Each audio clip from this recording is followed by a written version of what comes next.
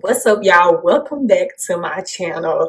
So this is just gonna be a little quick Q&A segment. I put on Instagram, Facebook, Snapchat, all of my social media outlets for people to, send me a question so that I can answer them on this video. Now I have 8 questions that I'm gonna answer truthfully, but yeah, I'm gonna be very honest in these questions. I hope that y'all enjoy it, and yeah, let's get right into it.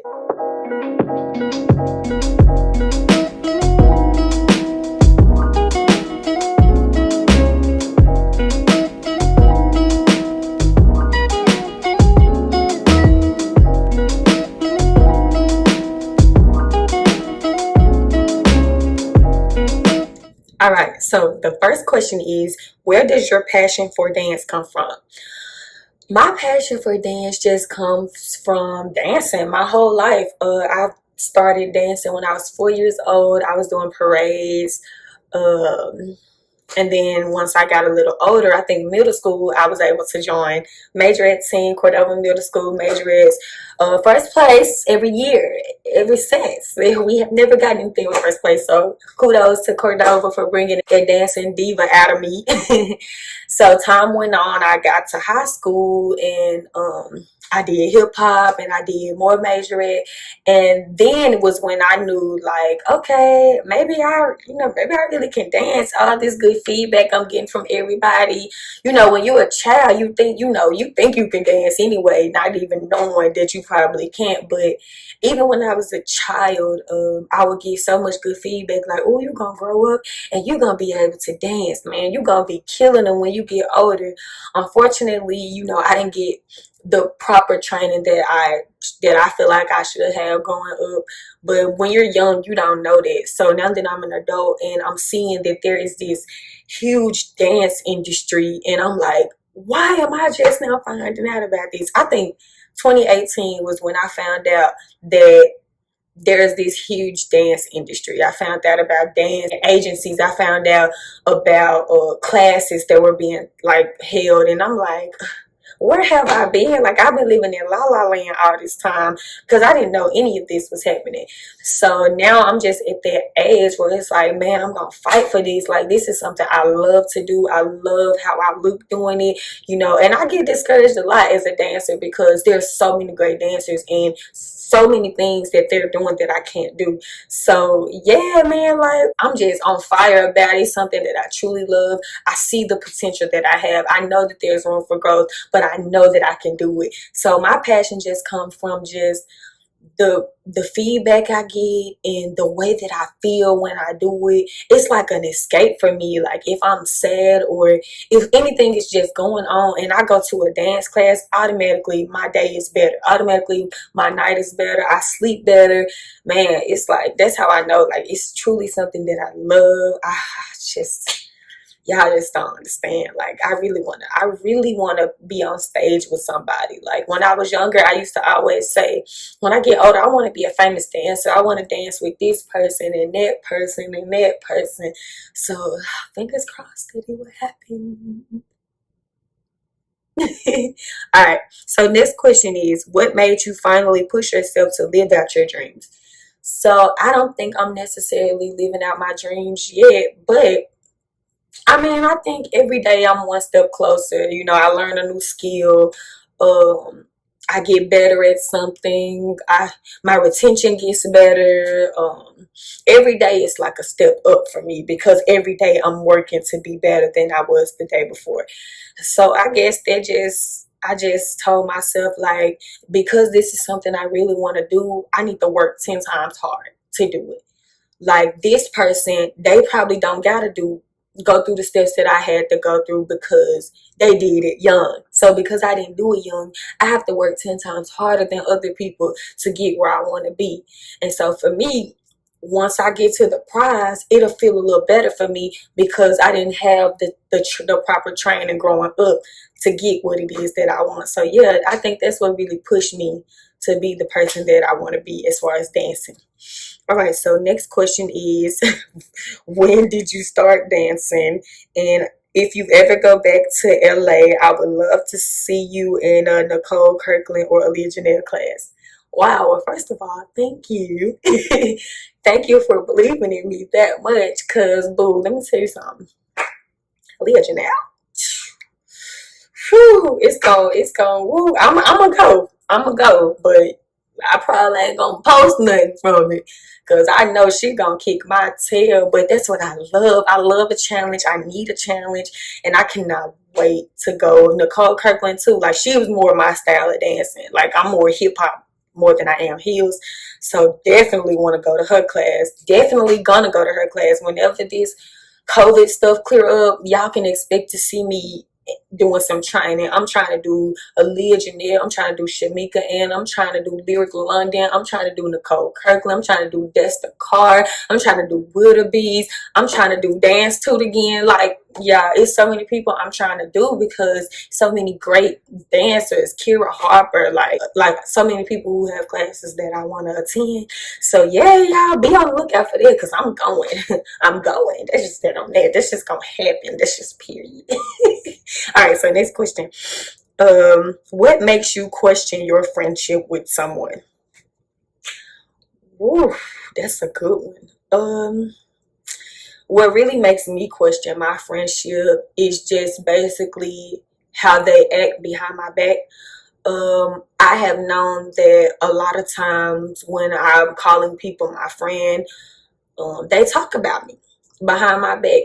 And then another thing that makes me question a friendship with someone is if I'm elevating to a different point in my life and you're still in this same point, then for me, if me elevating does not want to elevate you, then something about this friendship is not right.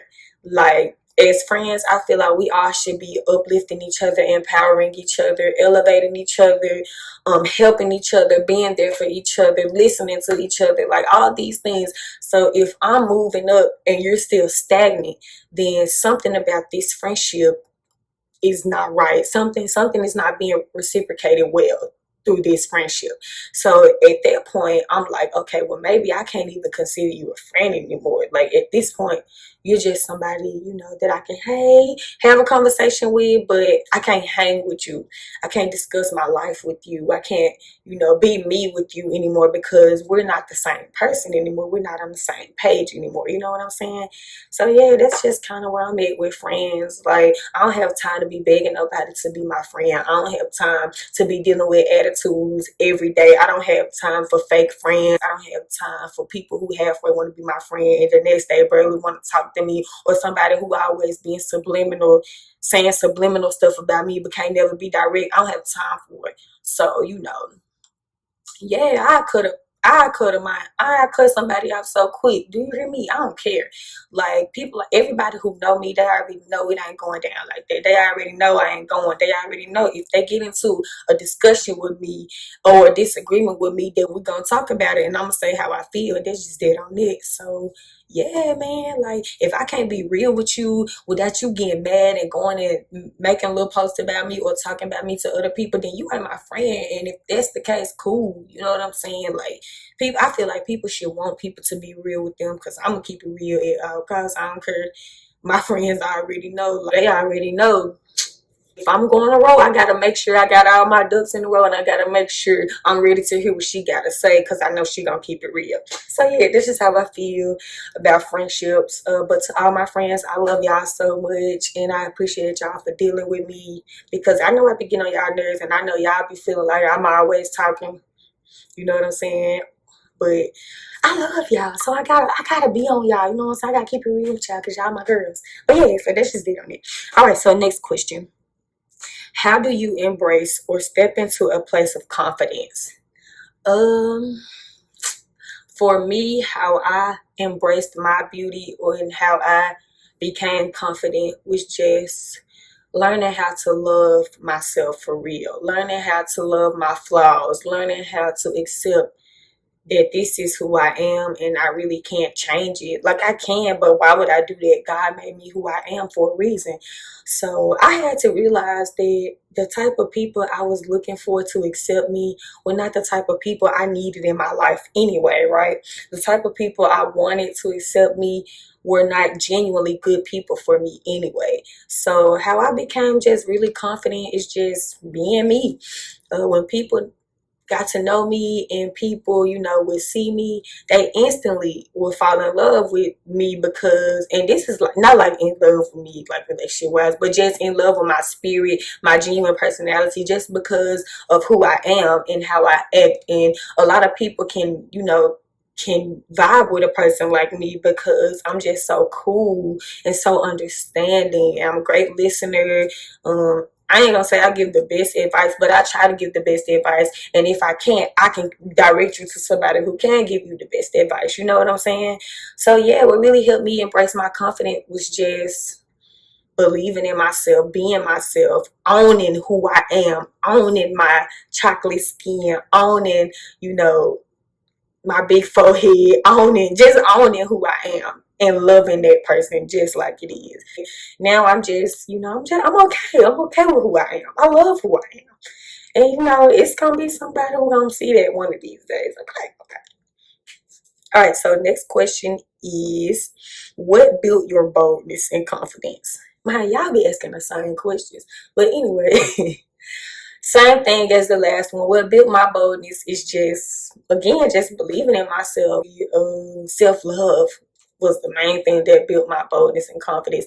I mean, I've always been a bold person. Like, I'm skinny, and a lot of people would look at me and think that I'm weak, or think that, I ain't gonna say nothing or I ain't gonna do nothing. But for the people who know me, they know that's a lie.